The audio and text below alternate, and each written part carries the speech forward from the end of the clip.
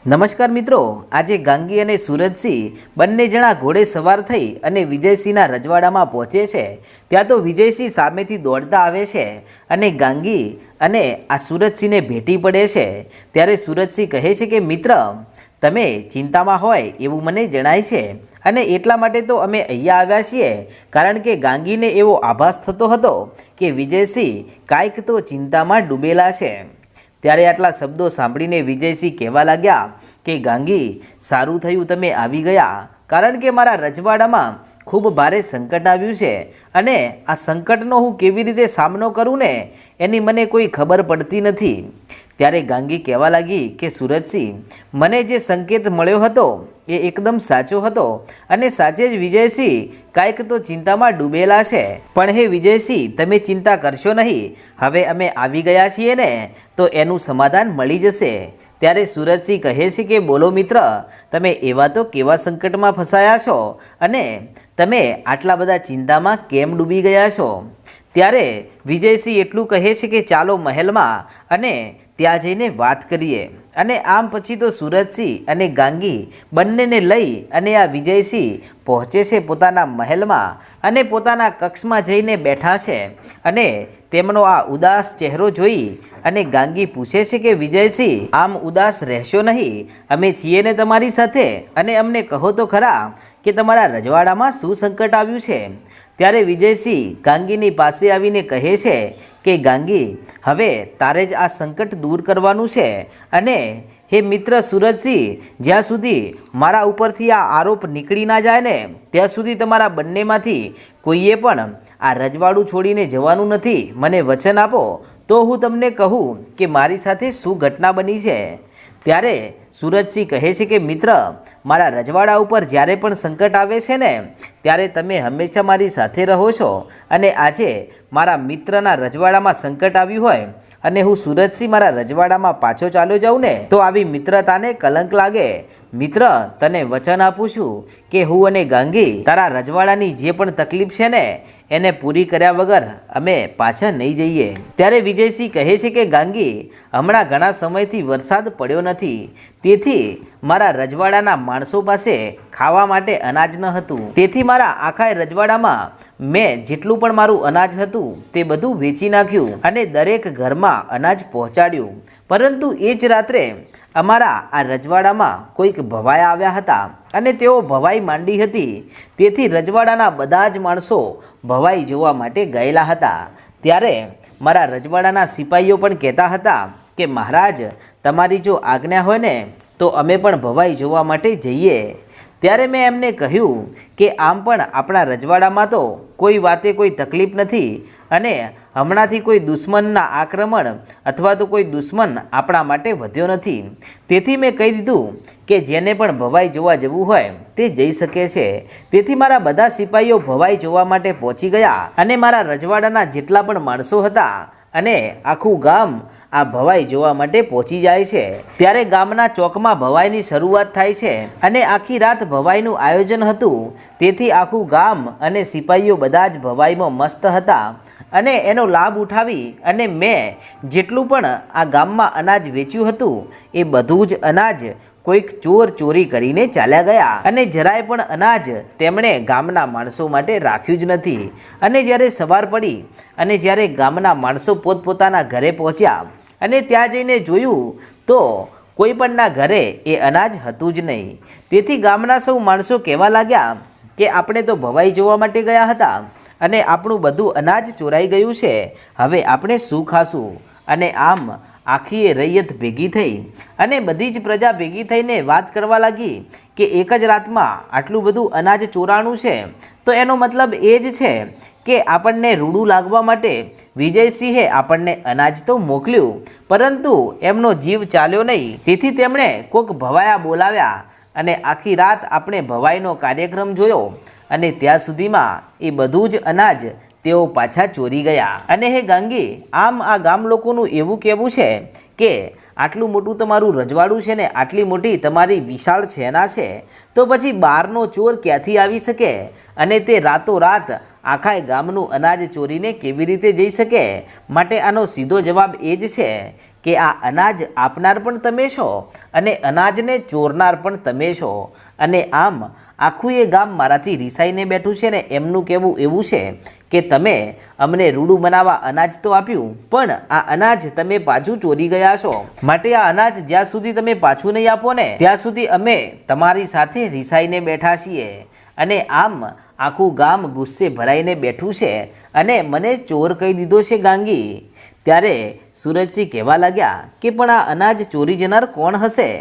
ત્યારે વિજયસિંહ એટલું કહે છે કે એની તપાસ કરવા માટે મેં મારા સિપાહીઓને મોકલ્યા અને આજુબાજુના ગામડાઓમાં તપાસ કરાવી નાખી, પરંતુ કોઈએ પણ મારા આ રજવાડાનું અનાજ ચોર્યું જ નથી. અમે ઘણા અનાજના જથ્થાઓ પણ ભેગા કરીને જોયા, પરંતુ એ અનાજ છે જ નહીં. માટે એ વાત તો નક્કી થાય છે કે ખબર નહીં કોણ રાતોરાત આવ્યું અને કેવી રીતે આખા ગામનું અનાજ ચોરીને ચાલ્યું ગયું, અને તેમણે અનાજની સાથે સાથે એ ગામ લોકોના નાના મોટા દાગીના હતા ને તેઓ પણ ચોરી લીધા છે. તેથી સમગ્ર પ્રજા મને ચોર કહીને બોલાવે છે અને આ શબ્દ મારા કાનમાંથી લોહી કાઢી નાખે છે. મારાથી આવા વેણ સહન થતા નથી. માટે ગાંગી, તું હવે આ ચોરને પકડી લાવ, કાં તો પછી આ ગામ લોકોને સમજાવ કે મેં આ ચોરી નથી કરી. ત્યારે ગાંગી કહે છે કે હવે તમારા રજવાડામાં કેટલું અનાજ છે? ત્યારે વિજયસિંહ કહે છે કે હવે અનાજ તો છે, પરંતુ એટલું પણ અનાજ નથી કે જેનાથી હું આખા ગામને બીજી વાર એ બધું અનાજ પહોંચાડી શકું. એનો અડધો ભાગ મારી પાસે રહ્યો છે. ત્યારે સુરજસિંહ કહે છે કે તો તમે ચિંતા કરશો નહીં, હું મારા રજવાડામાંથી અનાજ મંગાવું છું અને એ બધું જ અનાજ ભેગું કરી અને આપણે તમારા ગામ લોકોને આપી દઈએ. ત્યારે વિજયસિંહ કહે છે કે પણ મિત્ર, તમે મને આટલું બધું અનાજ આપી રહ્યા છો ને એના બદલામાં તમારે મારી પાસેથી નાણાં લેવા પડશે. ત્યારે સુરજસિંહ કહે છે કે તમારી પાસેથી હું નાણાં કેવી રીતે લઈ શકું? તમે તો મારા મિત્ર છો, પરંતુ હા, કદાચ તમારે જો મને કાંઈ પાછું આપવું જ હોય ને તો જ્યારે જે વર્ષે તમારું અનાજ બમણું પાકે ને એ દિવસે તમે મને આ અનાજ પાછું આપજો. બસ ને, હવે તો રાજી છો ને? ત્યારે વિજયસિંહે રાહતનો શ્વાસ લીધો અને ગાંગીને કહે છે કે ગાંગી, હવે આ અનાજ આખા ગામમાંથી કોણ ચોરી ગયું છે ને એ ચોરને પકડવાની જવાબદારી હવે તારી છે.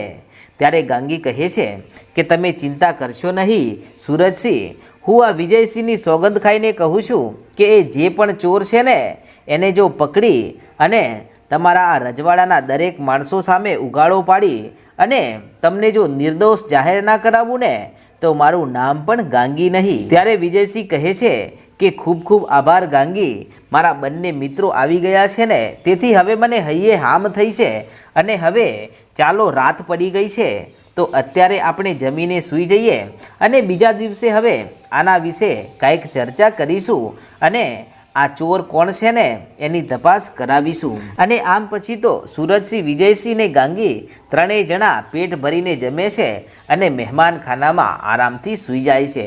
અને બીજા દિવસની વહેલી સવાર થઈ ત્યારે ગાંગી આ વિજયસિંહના રજવાડામાં આંટો મારવા માટે નીકળી છે. ત્યારે ગાંગીને જોઈ અને ગામના સૌ માણસો હસી રહ્યા છે ને કહે છે કે ગાંગી, તું અહીંયા શું કામ આવી છે? અરે તું અહીંયાથી ચાલી જા, અહીંયા તો આ રજવાડાનો રક્ષક એ જ ભક્ષક બન્યો છે. અને તને ખબર છે કે અમારા આ રજવાડાના વિજયસિંહ રાજા રહ્યા ને એ ચોર છે અને તેમણે પ્રજાના ઘરોમાં ચોરી કરી છે અને બધું ધાન તેઓ લઈ ગયા છે. ત્યારે ગાંગી કહે છે કે ગામ લોકો, તમે ચિંતા કરશો નહીં અને તમે મને એમ કહી રહ્યા છો કે તમારા રજવાડાનો રાજા ચોર છે અને તેણે તમારા ઘરોમાં ચોરી કરી છે, તો તમારી પાસે એનો કોઈ ખાસ સબૂત છે ખરા કે તમારા ગામમાંથી ચોરી કરનાર આ વિજયસિંહ પોતે છે? ત્યારે ગામના માણસો એટલું જ કહે છે કે એમના સિવાય બીજું કોણ હોઈ શકે, કારણ કે અનાજ તેમણે આપ્યું હતું અને તેમણે કોઈક ગામમાં ભવાઈ કરવા માટે માણસો બોલાવ્યા અને આખું ગામ ત્યાં ભવાઈ જોવા માટે ગયું અને આ બાજુ આખું એ ગામ સાફ થઈ ગયું. અને જો આ રજવાડાની રક્ષા કરી રહ્યા હતા એમના સિપાહીઓ, તો પછી એમના સિપાહીઓને ખબર ના હોય કે આ ચોરી કોણ કરી ગયું ને ક્યાંથી ચોર આવ્યા, તો પછી એમના સિવાય બીજું કોણ હોઈ શકે? એમના જ સિપાહીઓએ આ ચોરી કરી છે. ત્યારે ગાંગી હસવા લાગીને કહે છે કે ગામ લોકો, જે દિવસે ખબર પડશે ને કે વિજયસિંહ નિર્દોષ છે એ દિવસે તમે મહારાજની સામું નજર મિલાવીને પણ નહીં જોઈ શકો. ત્યારે ગામના માણસો કહે છે કે ચોર ક્યારેય પકડાવાનો જ નથી, કારણ કે ગાંગી ઘરનો ને ઘરનો ચોર હોય તો પછી બહારથી ચોર ક્યાંથી પકડી લાવો? ત્યારે ગાંગી કહે છે કે આ તો ખૂબ જ ભારે થઈ ગઈ છે, હવે ગમે તેમ કરીને પણ આ વિજયસિંહને મારે નિર્દોષ જાહેર તો કરાવવા પડશે. અને પછી ગાંગી મહેલ તરફ આવે છે. ત્યાં તો સુરજસિંહ કહે છે, હમણાં જ અહીંયાથી માણસોને મોકલું છું અને બળદગાડા ભરી ભરી અને મારા રજવાડામાંથી અનાજ અહીંયા લાવશે. અને આ વાતની જાણ ગામ લોકોને ખબર પડે છે કે વિજયસિંહના રજવાડામાં સુરજસિંહ એમના મિત્ર આવ્યા છે અને તેઓ આપણા માટે અનાજની વ્યવસ્થા કરી રહ્યા છે. ત્યારે ગામના સૌ માણસો ફરી વિજયસિંહને કહેવા લાગ્યા કે વિજયસિંહ, તમે અમારું અનાજ તો ચોરી ગયા અને હવે આ સુરજસિંહ પાસેથી અમારા માટે અનાજ શું કામ મંગાવો છો? અમારે કોઈના રજવાડાનું અનાજ નથી જોતું, અને અમે પેટે ફાટા બાંધી અને કાળી મજૂરી કરીને જીવી લઈશું, અને કદાચ આખો રોટલો ખાતા હશું ને તો અડધો ખાશું, પણ અમે સુરજસિંહના રજવાડાનું અન્ન તો નહીં ખાઈએ, કારણ કે તેઓ સારા માણસ છે, તમારા જેવા ચોર નથી. ત્યારે વિજયસિંહની આંખમાં આંસુ આવી ગયા અને સુરજસિંહને કહેવા લાગ્યા કે મિત્ર, જોયું ને, આ મારા ગામના માણસો છે અને આ મારી રૈયત મારા ઉપર આવો આરોપ લગાવી રહી છે કે મેં ચોરી કરી છે, અને શું તમને હું ચોર લાગું છું? આમ કહી અને વિજયસિંહ રડવા લાગ્યા. ત્યારે ગાંગી કહે છે કે વિજયસિંહ, તમે ચિંતા કરશો નહીં, અને હવે હું જાઉં છું એ ચોરને પકડવા માટે, અને એ ચોરને પકડી અને જો તમારી સમક્ષ હાજર ના કરું ને તો મારું નામ ગાંગી નહીં. આમ કહીને ગાંગી કે જે સમડી બની જાય છે અને સમડી બની અને આકાશ માર્ગે તેણે ઉડાણ ભરી, અને સૌથી પહેલાં તો ત્યાં મહેલના ચારેય બાજુ તે આંટા મારે છે અને તે જુએ છે કે મહેલનો કોઈ માણસ તો આમાં મળેલો નથી ને. અને આમ ગાંગી હવે આ રજવાડામાંથી નીકળી અને સૌથી પહેલાં તો તે સુરજસિંહના રજવાડાના એક એક ગામડા ઉપર તે આકાશમાં ઉડતી ઉડતી નજર કરે છે. અને ત્યારે જ્યાં ને ત્યાં તેને ટોડલે અને વડલાની છાયામાં બેઠેલા માણસો તો જોવા મળ્યા. ત્યારે ગાંગી તેમની પાસે જઈને બેસે છે ઝાડ ઉપર, અને નીચે જે વાતચીત થતી હોય છે તેને સાંભળે છે, પરંતુ એ વાતચીત દરમિયાન ક્યાંય કોઈના મોઢે આ ચોર વિશે અથવા તો પેલા ભવાઈ કરતા ભવાયાઓ વિશે કોઈ જ વાતચીત સાંભળવા મળતી નથી. ત્યારે ગાંગી ત્યાં બેઠી બેઠી મનમાં વિચાર કરે છે કે નથી તો આ ભવાયાનો કોઈ અતોપતો, કે નથી તો પછી પેલા ચોરનો અતોપતો, અને લાગે છે કે આ ચોર અને ભવાયાઓ વચ્ચે ગાઢ સંબંધ છે અને તેઓ સાથે મળીને જ આ ગામમાં લૂંટફાટ મચાવવા માટે ભવાઈનું આયોજન કર્યું હતું. નહીતર જો સાચે જ તેઓ ભવાઈ કરવા માટે નીકળ્યા હોય તો આજુબાજુના ગામડાઓમાં ભવાઈ કરતાં નીકળ્યા હોય. માટે આની પાછળ ખૂબ જ ગહેરું રહસ્ય છુપાયેલું છે, અને કોણ હશે આ અનાજનો ચોર? આજે એને પકડવો પણ પડશે. તેથી ગાંગી હવે આ વિજયસિંહના રજવાડાની બહારના ગામડામાં તપાસ કરવા માટે ઉડાણ ભરે છે, અને આ ચોર કોણ છે ને કેવી રીતે પકડાય છે તેનો ઇતિહાસ આપણે આગળના ભાગમાં જોશું. અને તમે આપણી ચેનલ પર પહેલીવાર આવ્યા હોય તો આજે જ આપણી ચેનલ રાજા મેલોડીને સબસ્ક્રાઈબ કરી નાખો.